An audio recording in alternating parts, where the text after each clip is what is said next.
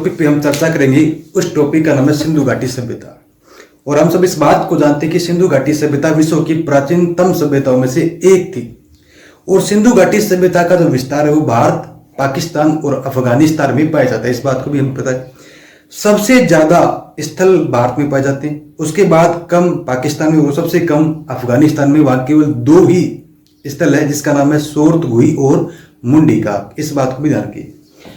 अब सिंधु घाटी सभ्यता का नाम कैसे हुआ? सिंधु नदी के आसपास जिस सभ्यता का विकास हुआ, जिस सभ्यता का जन्म हुआ, उसे कहा गया सिंधु घाटी सभ्यता। और सिंधु घाटी सभ्यता के अन्य नामों की बात करें तो अन्य नाम में इसका एक आता है सिंध सभ्यता, एक आता है सिंधु सभ्यता, एक आता है सिंधु घाटी सभ्यता और सिंधु सरस्वती सभ्यता और एक आता है हड़प्पा सभ्यता। ये जो 4-5 नाम है, इनके पीछे की कहानी ये है कि सिंध सभ्यता का मतलब हो गया कि सिंध।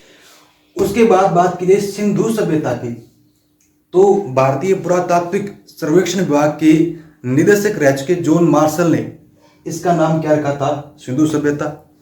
उसके बाद जो मुख्य नाम है सिंधु घाटी सभ्यता, वो नाम दिया गया था पाकिस्तान के इतिहासकार और पुरातत्वविद जिनका नाम था मोहम्मद रफीक मुगल। इन्होंने इस सभ्यता को सिंधु घाटी सभ्यता के नाम से पुकारा या इसका नामकरण उन्होंने ये किया। उसके बाद सिंधु सरस्वती सभ्यता, तो ध्यान रखा जाए आजादी के बाद जब पाकिस्तान के इतिहासकारों ने इस बात को लेकर के दंभ फैलाना शुरू कर दिया कि विश्व की प्राचीनतम सभ्यताओं में से एक और सबसे विकसित सभ्यताओं में से एक सिंधु सभ्यता के मुख्य इलाके हमारे पास है, तो फिर भारत के इतिहासकारों ने इसके जवाब स्वरूप इसकी गहन पड़ताल की, इसके बारे में खोज और सर्वेक्षण कार्य शुरू किए, जिसके परिणाम में ये सामने आया कि सिंधु नदी के अलावा एक ऐसी नदी और थी जिसके आसपास पर भी ये जो प्राचीन स्थल बसे थे और वो सभ्यता थी, वो नदी थी सरस्वती। इस वजह से इस सभ्यता का नामकरण पूरा हो गया सिंधु सरस्वती सभ्यता। इस बात को ध्यान रखिए। तो ये जो कंसेप्ट था 1947 के बाद आता है सिंधु सरस्वती सभ्यता का। उसके बाद बात की जाए हड़प्पा सभ्यता की, तो हड़प्पा सभ्यता क्यों कहा गया? क्योंकि सिंधु घाटी सभ्यता की सबसे पहले जिस स्थल को खोजा गया था उसका नाम था हड़प्पा। इस वजह से इस सभ्यता का नाम क्या रखा गया? हड़प्पा सभ्यता रखा गया। ये तो इसके अन्य नाम थे। अब बात की जाए, हमें सिंधु घाटी सभ्यता पढ़ने से पहले कुछ सन है उनको याद रखना चाहिए। एक तो 1826, एक है 1851, एक है 1856 और एक है 1861। इन 4 सन की हमें जानकारी होनी चाहिए। इनके पीछे की कहानी क्या है, क्या फैक्ट है इनके पीछे, इसका हमें थोड़ा पता होना चाहिए। तो 1826 में सबसे पहले चार्ल्स मेसन ने सिंधु घाटी सभ्यता के बारे में या हड़प्पा सभ्यता के बारे में सबसे पहले जिक्र किया था। और जिक्र किस में किया था? तो इन्होंने एक लेख लिखा था narrative of journey, narratives of journey. इनका एक लेख था नैरेटिव ऑफ जर्नी, जर्मनी नहीं है, जर्नी है। और ये जो लेख इनका प्रकाशित हुआ था वो कब हुआ था? 1842 में हुआ था। 1826 में चार्ल्स मेसन ने जब पाकिस्तान का दौरा कर रहे थे तो उस समय हड़प्पा स्थल पर, उस स्थल के बारे में इन्हें ऐसा प्रतीत हुआ कि यहाँ कोई सभ्यता हो सकती है और उसका जिक्र उन्होंने किस में किया? अपने लेख में किया, नैरेटिव ऑफ जर्नी में किया। और इस लेख का जो प्रकाशन हुआ कब हुआ था? 1842 में हुआ था। इस बात को ध्यान रखिए। उसके बाद बात की जाए 1851 की। 1851 में कौन सी घटना घटी? जब ये सारी घटना हो चुकी थी तो उसके बाद अलेक्जेंडर कनिंघम महोदय ने 1851 में हड़प्पा टिल्ले का सर्वेक्षण किया था। और इस बात का भी ध्यान रखिए कि जो कनिंघम महोदय थे उन्होंने हड़प्पा को एक सभ्यता के रूप में ना देख करके बौद्ध मठ के रूप। तो 1856 में 2 नाम आते, एक तो आएगा कनिंघम महोदय का और एक आएगा ब्रंटन बंधु। अब ये ब्रंटन बंधु कौन थे? तो 1856 में जब कराची से लाहौर के बीच रेलवे लाइन बिछाई जा रही थी तो जिस स्थल का या जिस सभ्यता की ईंटें उखाड़ी जा रही थी वो विश्व की सबसे प्राचीनतम सभ्यताओं में से एक थी। और ये जो अंग्रेज बंधु थे, जो इंजीनियर लोग थे जिनका नाम था विलियम ब्रंटन और जॉन ब्रंटन, इन लोगों ने मिलकर, उनके जो मजदूरी दिहाड़ी थी उन लोगों ने मिलकर के जिस सभ्यता की ईंटें उखाड़ी वो सभ्यता थी हड़प्पा सभ्यता। तो 1856 में इन बंधुओं को भी एक सभ्यता के बारे में पता चला। इसके अलावा 1856 में एक घटना और हुई कि कनिंघम महोदय ने हड़प्पा सभ्यता का मानचित्र बनाया। 1856 में ही कनिंघम महोदय ने हड़प्पा सभ्यता का मानचित्र बनाया था। इस बात को ध्यान में रखना चाहिए।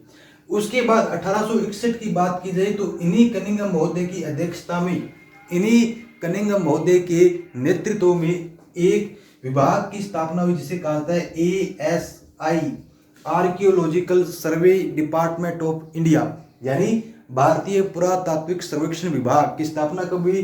1861 में। किसके नेतृत्व में हुई? कनिंघम के नेतृत्व में हुई।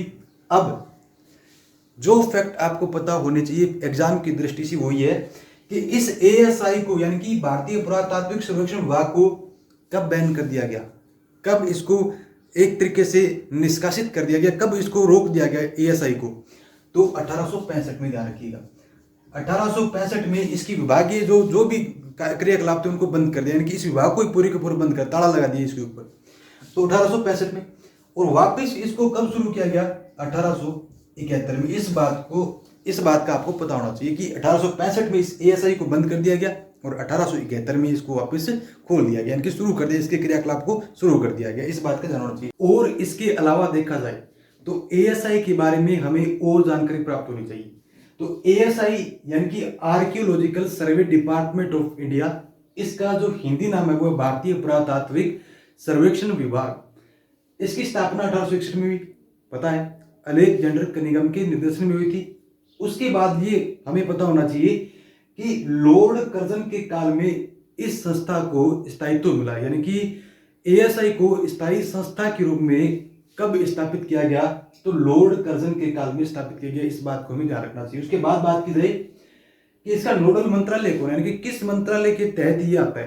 तो इसका नोडल मंत्रालय है संस्कृति मंत्रालय। भारत सरकार का जो संस्कृति मंत्रालय है उसके तहत ASI आता है। और वर्तमान में जो संस्कृति मंत्रालय के जो मुखिया है वो है G किशन रेड्डी। इस बात को ध्यान रखिए। और इसके अलावा दो अन्य राज्य मंत्री भी है, एक तो है अर्जुन राम जी मेघवाल और इसके अलावा जो श्रीमती मीनाक्षी जी लेखी है उनका संबंध भी इसी से है।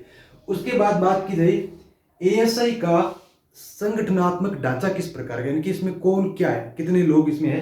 तो एक तो होता है इसमें महानिदेशक, एक होता है अतिरिक्त महानिदेशक और दो होते हैं संयुक्त महानिदेशक और 17 होते हैं इसमें निदेशक, यानी कि कुल मिलाकर के 21 जो बड़े पदाधिकारी इसमें कार्यरत होते हैं। एक महानिदेशक होता है, एक अतिरिक्त महानिदेशक होता है, दो संयुक्त महानिदेशक होते हैं और 17 क्या होते हैं? निदेशक होते हैं, 17 डायरेक्टर्स होते हैं। इस बात को ध्यान रखिए। एक और जानकारी कि अगर ASI से पहले कोई ऐसी संस्था जो देश में इस प्रकार के पुरातात्विक शोधों पर जो काम करती थी उसका नाम क्या था? उसका नाम था रॉयल एशियाटिक सोसाइटी, जिसकी स्थापना किसने की थी? 1784 में विलियम जोन्स ने की थी, कलकत्ता में की थी। इस बात को ध्यान रखना चाहिए, जिसको बंगाल एशियाटिक सोसाइटी भी कहा जाता है। और इस बंगाल एशियाटिक सोसाइटी का काम क्या था? भारत और एशिया की जो साहित्य और इतिहास है उसका पता लगा करके पूरी दुनिया के सामने उसको रखना इसका मुख्य काम था। और विलियम जोन्स भी वह पहला व्यक्ति था जिसने कालिदास की अभिज्ञान शाकुंतलम का संस्कृत से अंग्रेजी में अनुवाद किया था और इसकी जो मृत्यु हुई थी वो भी कलकत्ता में हुई थी। इस बात को भी ध्यान रखिए, 1794 में। इसके बाद बात करें ASI ने पूरे भारत को पुरातात्विक और जो प्राचीन स्मारक है उनको संरक्षित रखने की दृष्टि से और अपने कार्य को सरल रखने की दृष्टि से 24 मंडलों में बांट रखा है। पूरे भारत को आप यूं मानिए कि ASI ने पूरे भारत को कितने मंडलों में बांट रखा है? 24 मंडलों में बांट रखा है। उसके अलावा बात की जाए ASI अपनी 6 शाखाओं के माध्यम से काम करता है। कितनी शाखाओं के माध्यम से काम करता है? 6। इसकी ब्रांच कितनी है? 6 ब्रांच, इसकी संख्या 6 है। उसके बाद ASI का मुख्यालय कहाँ स्थित है? तो इसका उत्तर होगा नई दिल्ली में। नई दिल्ली में इसका मुख्यालय है और नई दिल्ली से पहले ASI का मुख्यालय था शिमला में। इस बात को ध्यान रखिए। जब मोर्टिमर व्हीलर 1944 में इसके महानिदेशक बने थे तो उस समय उसका कार्यालय मुख्यालय कहाँ था? शिमला में था। इस बात को भी ध्यान रखिए। इसके अलावा सबसे इंपॉर्टेंट चीज जो कभी भी किसी भी एग्जाम में आ सकता है कि ASI का लोगो क्या है? इसका लोगो क्या है? तो प्रतन कीर्तिम पावृणु, प्रतन कीर्तिम पावृणु इसका लोगो है और इसका हिंदी में मतलब होता है प्रयत्न करने से ही उपलब्धि हासिल होती है, इस बात को ध्यान रखिए। तो ये एएसआई के बारे में सामान्य जानकारी आती है। इसके अलावा एक चीज और ध्यान रखना, एएसआई ने सबसे पहले वैधानिक तौर पर, यानी कि वैधानिक तौर पर काम कब किया था, किस अधिनियम के तहत किया था, तो ध्यान रखिए 1904 में, जब लॉर्ड कर्जन का शासनकाल था 1904 में, स्मारक संरक्षण अधिनियम 1904 के तहत इसने अपना कार्य शुरू किया था। इस बात को भी ध्यान रखना चाहिए। तो ये भारतीय पुरातात्विक सर्वेक्षण विभाग के बारे में सामान्य जानकारी थी। एक और बात कि इसका प्रथम भारतीय महानिदेशक कौन था। प्रथम भारतीय महानिदेशक था एनपी चक्रवर्ती। और वर्तमान में कौन है, तो वर्तमान में इसके महानिदेशक है वी विद्यार्थी। इस बात को भी ध्यान रखना है। तो ये एएसआई के बारे में सामान्य जानकारी।